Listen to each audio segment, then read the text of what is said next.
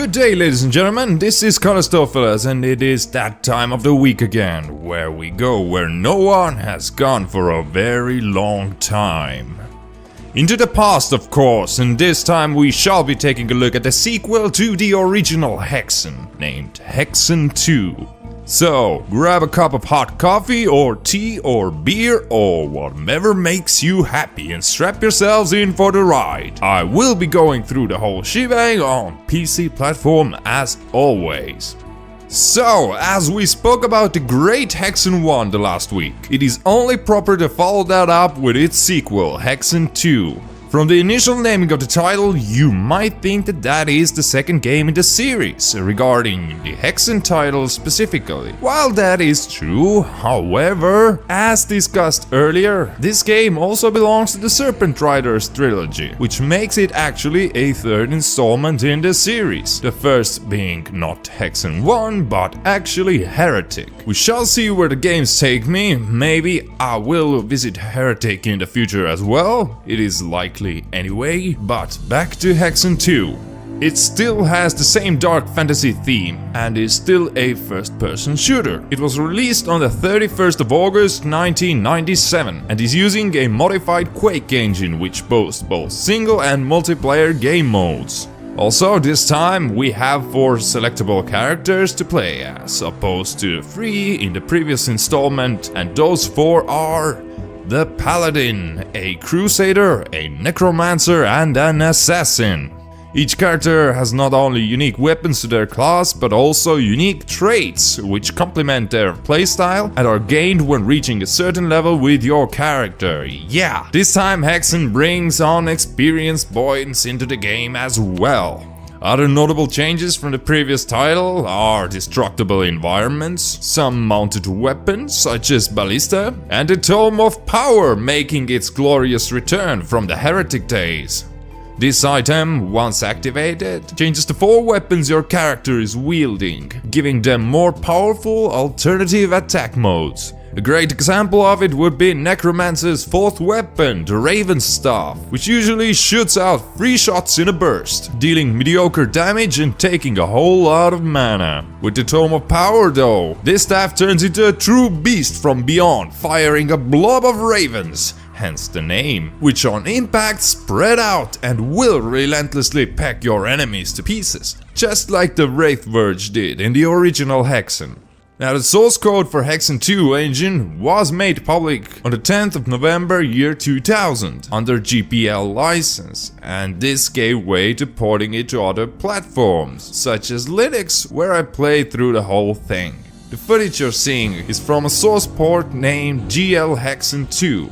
If you are interested in going through the game, then I highly recommend getting just that version, as everything works right out of the box. Of course, you will still need the original game's data files though, and don't expect to alt-tab out of the game, because the way that port handles the X server is that it takes it over completely. So no alt-tabbing or even software audio plus and minus keyboard buttons, and you have been warned. The story of Hexen 2 takes off where Hexen 1 left off, but has no direct reference to the events that had occurred. You are placed in the world of Therion, which is enslaved by the last and the most powerful one of the Serpent Riders, Eidolon. Just like the last time, he is not alone and has his 4 generals at his side for you to defeat before confronting the Big Cheese himself. On your journeys you must go through medieval-looking Black Mars, Mesoamerican Mazaera, Egypt-like Theses, and Greco-Roman style Septimus worlds, which by design follow the same hub-and-spoke style layout, which was the theme also for the original Hexen. As a disclaimer, there is also a 5th character class, the Demoness, and an expansion campaign, which focuses on the resurrection of the 3 Serpent Riders, but that is out of the scope for today's video. If I get the expansions at one point from somewhere, I might just come back to that. From the gameplay mechanics standpoint, Hexen 2 brings quite a few changes to the table in comparison to the original one. However, it stays true to the formula which was set in Hexen 1. If it's a good thing or a bad thing, it is up for you to decide. But here are some of the aspects from the game which I would use to describe it. Well, the level design and the puzzles.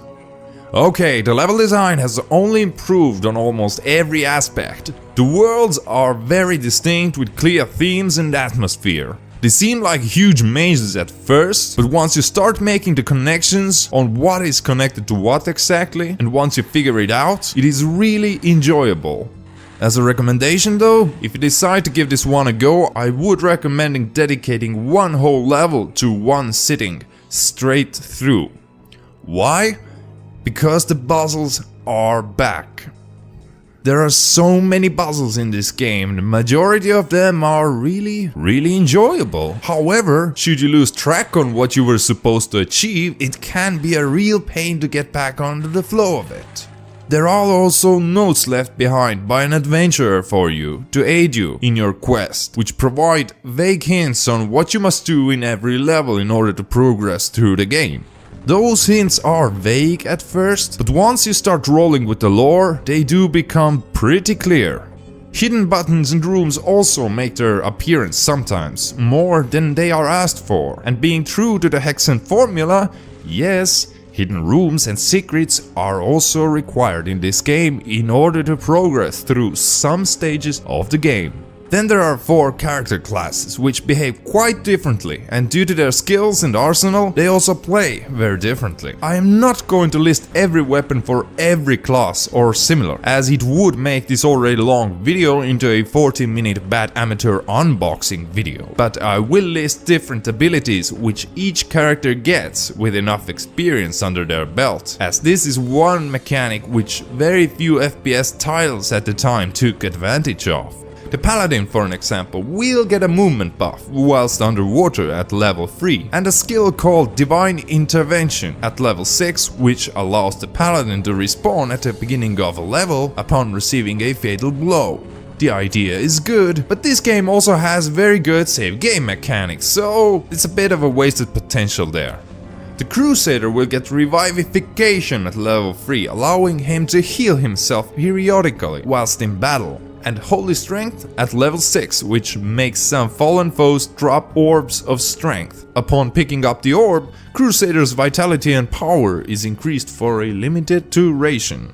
The Necromancer gets a Soul Gathering at level 3, which makes some fallen foes drop a Life Force Skull upon picking up, which heals and restores mana to the caster. He also gets Vampiric Drain at level 6, which gives him an occasional lifesteal whilst using his first and only melee weapon, Sickle. Now the Assassin is probably the most interesting one of the bunch. She gets Hide in Shadows at level 3, making her invisible in the darker areas when standing still for a few seconds. Also at level 6 she gains Backstab ability, which, as you might have guessed, gives critical hit upon hitting any enemy in the back. Now, in addition to the passive abilities, Hexen II also has some temporary passive items in this time around, such as Ring of Flight or Underwater Breathing, etc. Typically, these are strategically placed, so thinking ahead a few steps does no harm here, or maybe even loading a saved game, if one were to waste an item like that. The presentational side of Hexen II is brilliant, and we can end it right here. For the time, the 3DFX graphics were smooth and the textures great. The fact that a lot of the environment was destructible was also a huge draw to the whole picture. With Hexen II port, it is even better, as you can force anti-alias and proper anisotropic filtering to the game just as you see fit. The user interface is also freely scalable, so even if you run this in 4K, it should be just fine. Sure, for all of you graphic junkies nowadays, it might not be enough, and I can already hear someone screaming from the back row that the textures suck. But if you were to place yourself in the late 90s and have a look at the gaming selection that we had back then, this indeed was pretty damn good.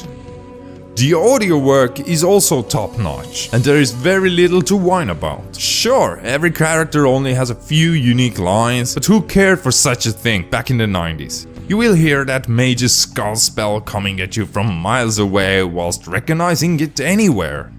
The music is also excellent, a really good soundtrack. Music tends to be unique to every sub-level and is rarely used in more than one place, so a huge thumbs up from me.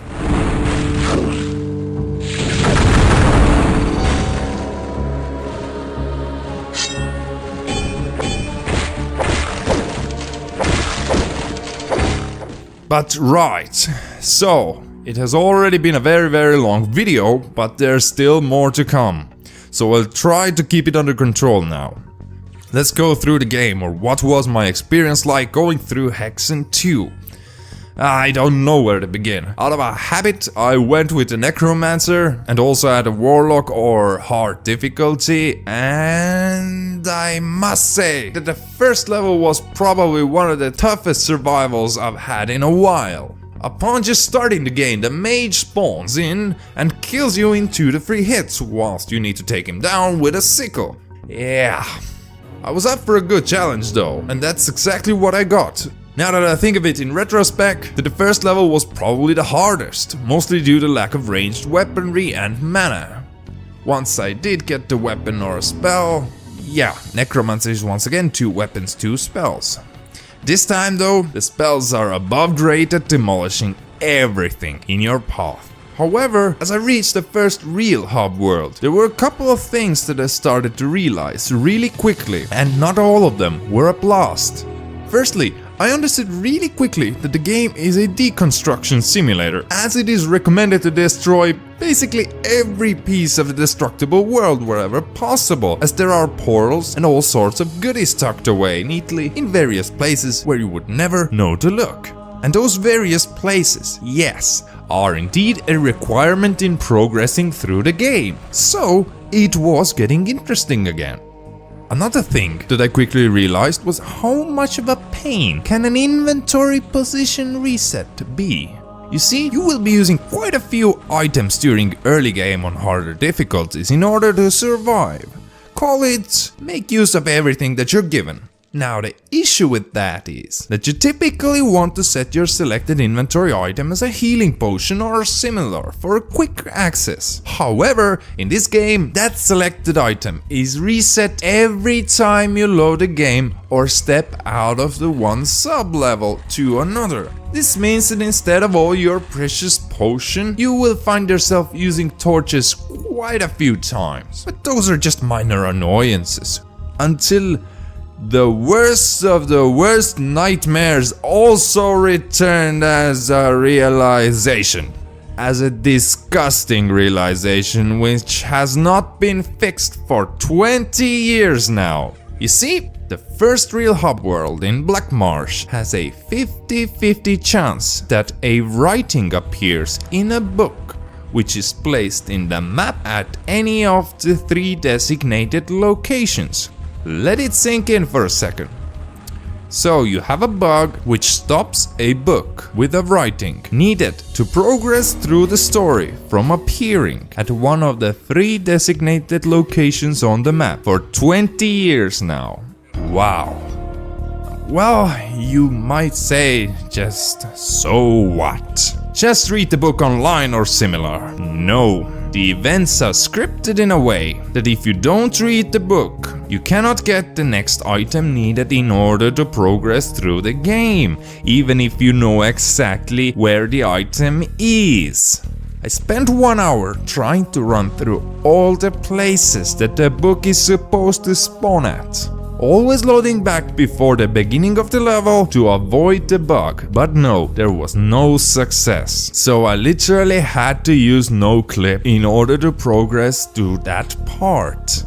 Now, I hate cheating, but more than that, I hate bugs that have existed over 20 years and break games. Other than that, the next levels were brilliant. Some a bit cryptic, but interesting and challenging in just the right way. Hexen II is one of those games which started really to take advantage of the 3D FX processing at the time, and is definitely on par with the likes of the original Quake in my book. Though yes, they are not that similar to run a head-to-head comparison with, but you do know what I mean. I'm a sucker for old games, and this one just hits the right spot. When we look at Hexen 1 and 2 side by side, this is exactly how a sequel should be done in my mind. You keep the basic formulas the same, but add so much flavor to it that it simply expands, utilizing the new technologies available for you and not trying to make it into something that it was never to begin with. Yeah, I'm looking at you, Amnesia. I could make a huge rant over that, but that is for another time. If you are looking into Hexen II or the whole Serpent Riders collection, then I would strongly recommend giving it a go. It is truly a very good collection. Just be prepared to be annoyed of some of the puzzles and the level design, especially in Hexen 1. But regarding Hexen 2, I think I spent around 10 to 12 hours completing it, with a few peeks into the hint book. Yeah, this Hub World 1 bug was kind of awful to figure out on my own. With that kind of playtime and awesome gameplay, €4.99 for Hexen 2 or €9.99 for the whole collection including Heretic is definitely not much that Steam is asking for. If you're into it, get it. That's it. But with that in mind, guys and gals, it is time that I bid you all a farewell. And I would like to take this time to say thank you for watching, and I do hope that I managed to spark some interest in some of you to go and check out what kind of a game it really is.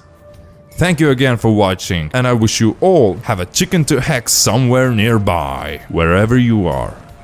Bye bye.